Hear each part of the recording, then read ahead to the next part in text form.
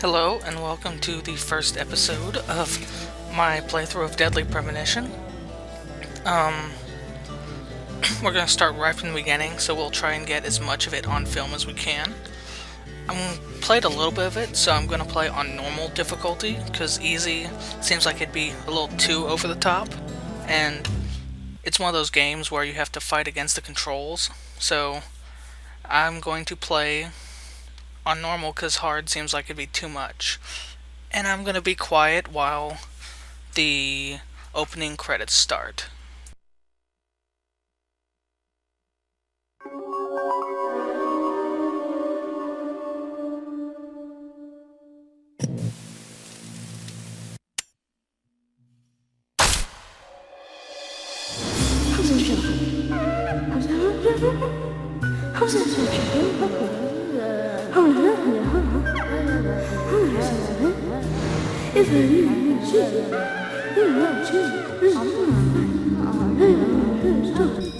Even York is a little weirded out by that. Alright, so this area is basically the tutorial. We're gonna learn how to talk, we're gonna learn how to observe the world around us. Just a little longer. This won't take long.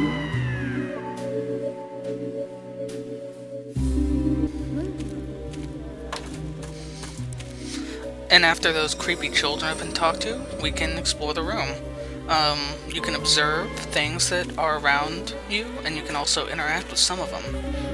Like one of the things we're going to pick up is this card. It's a trading card. You can find them throughout the game. And this one's Francis Short Morgan, the first one, and our main character. We can't leave before we observe and interact with everything here, just to, hammer home not only the surreal aspect of the game, but also the basic interaction controls.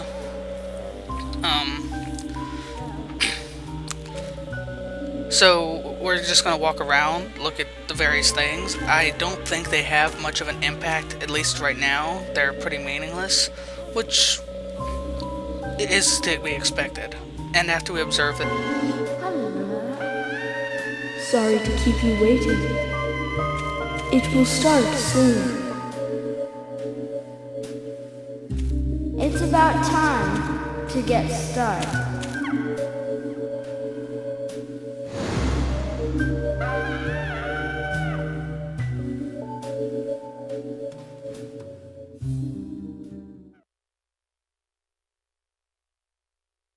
Zach, can you hear me? It's me, York. If you can hear my voice, could you respond? Good. I thought you went to sleep. Zach, don't be surprised. The crime took place out in the country this time. Let's take it slow. Okay, Zach?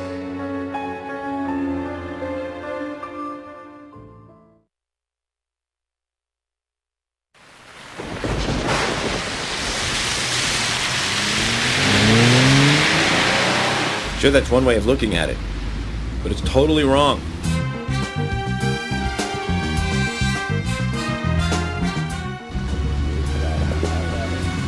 Listen, they both need each other. It's called interdependency, and they both know it.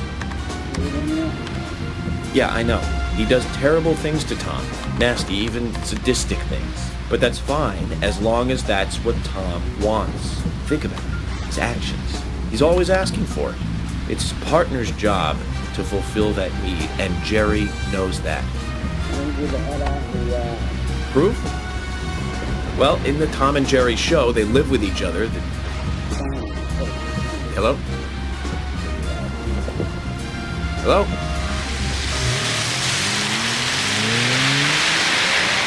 Zach, I can't believe the Bureau still can't get me a satellite phone. These puppies are making me go to another town in the boondocks again. Well, I'll be a happy camper, even if it ends up being a waste of time. At the very least, it'll get me out of the cramped city for a while. I right, Zach? The perpetrator from the last case really was something. Who'd have thought there'd be razors laced into her nails? Crazy. Just crazy. Well, at least I now have a scar to show off. See this? I got this when I arrested the Catwoman wannabe. Women. They're crazy. Don't you agree, Zach?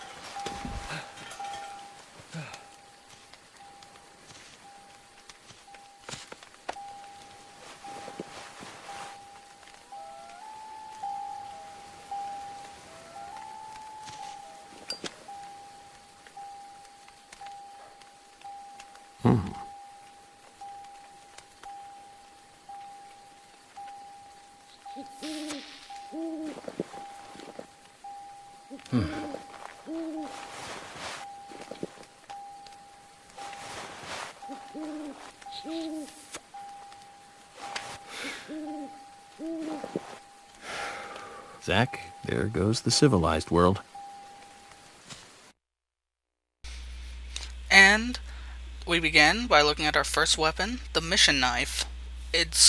I've never actually used it because I've had better ranged weapons before, and on regular difficulty, your standard issue 9mm handgun has infinite ammo, so there's not really much of a reason to use those last resort sort of melee weapons. Y turns on the flashlight, which is going to be very helpful for the mostly dark room, for the mostly dark level ahead. You can find weapons and items lying on the ground. They have those sort of auras in them, like in Resident Evil 4, for example. And that's the steel pipe. At least in this level, when you see me break down a barricade, I'm going to be using the steel pipe. In addition to highlight things, you can also pick up medals, which add money to your funds, which you can spend on things in town. These take the forms of both agents' honors, like that one, which were worth 30, and you can also find smaller ones that are worth $5. This is your toolbox, which, like in a lot of survival horror games, like the earlier Resident Evil games, allow you to have a much larger inventory, and the inventory is universal, so every toolbox that you open, for example, will have the same weapons, same items. And it's sort of like the Ender Chest from that was recently added into Minecraft. Alright, let's proceed ahead into the game world.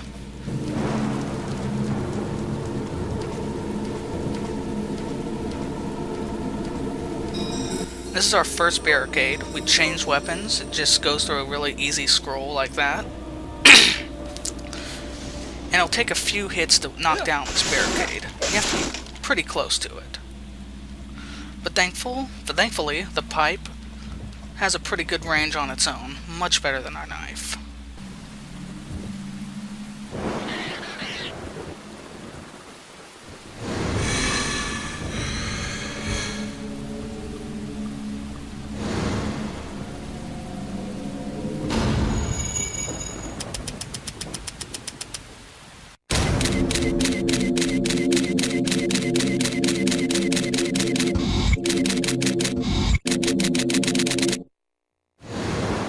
Looks like we're being welcomed.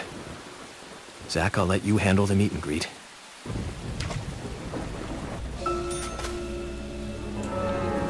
That right there was profiling.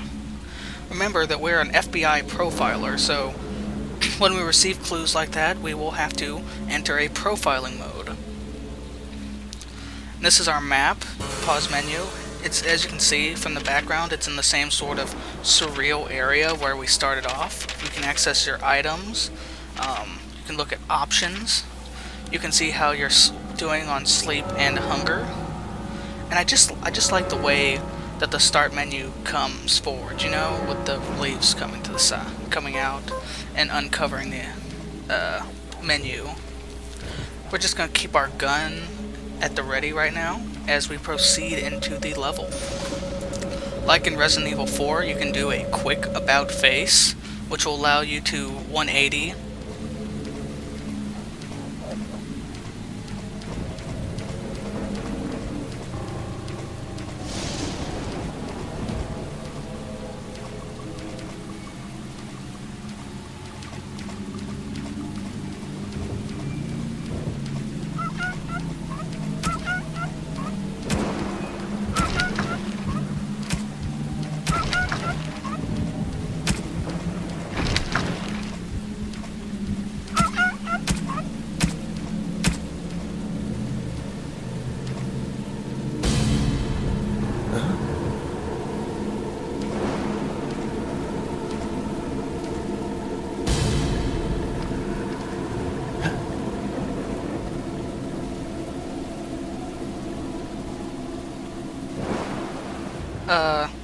Though it looks like it, you'll see me having a little trouble when we stop investigating this dog, but this top-down menu really doesn't work that well. It goes to the turret style where whenever you're pressing forward, it just changes the whole thing from,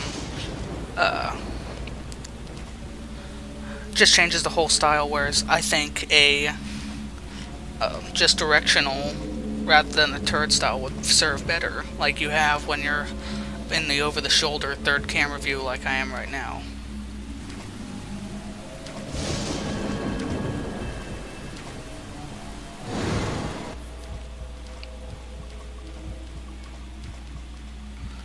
And you can see barrels and the propane tank, it looks like, over there. And you can shoot them and they explode, which ends up being very helpful later in the level. As you can see, there's some $5 right there, agent medals.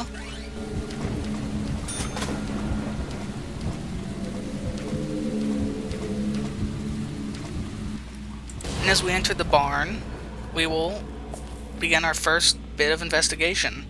As you can see, there's a can of pickles on the ground, which will restore some food.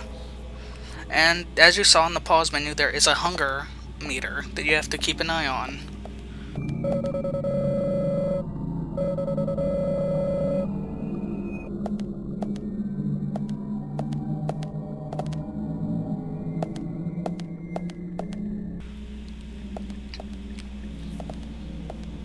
I was hoping I could take the shovel.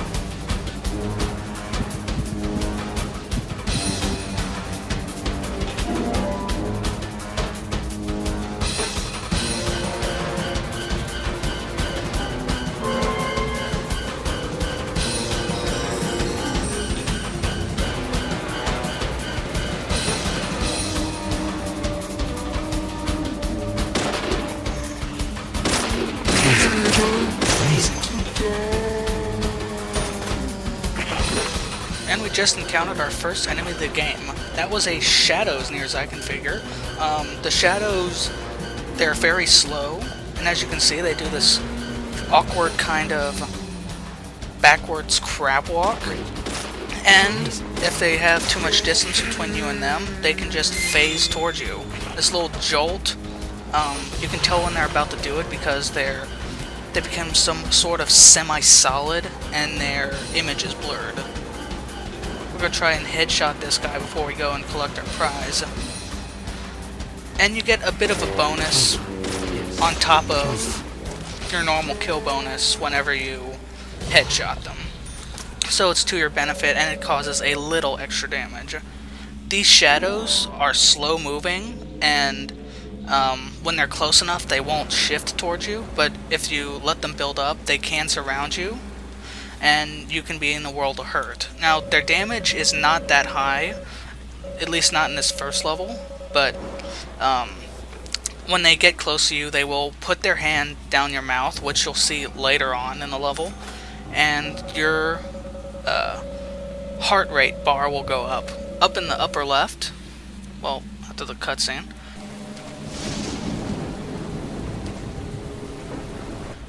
Up in the upper left you can see a heart, that is our health, and right below that is our heart rate, which goes up whenever we are sprinting, as you can see right now, or when we're doing something that is physically strenuous, like holding our breath.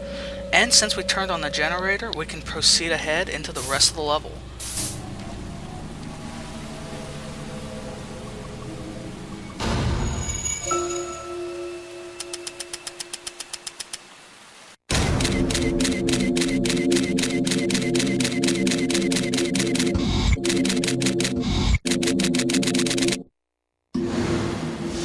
I've been through a lot of crazy situations, but that one takes the cake. It's the first time I've been attacked so directly. Zach, can you give me a logical explanation about what that was? Never mind, don't answer. Life is fun because of the mysteries. Right, Zach? As you saw when we did the profiling that time, we had a bit extra pictures that were less grainy thanks to the clue we had found. And as we find more clues throughout the first level, we'll occasionally go into a profiling mode like that. Right there is the payphone. You open it up, and from there you can save the game by calling in to the bureau. We're going to save our game and take a break there. Thank you for watching, and have a good day.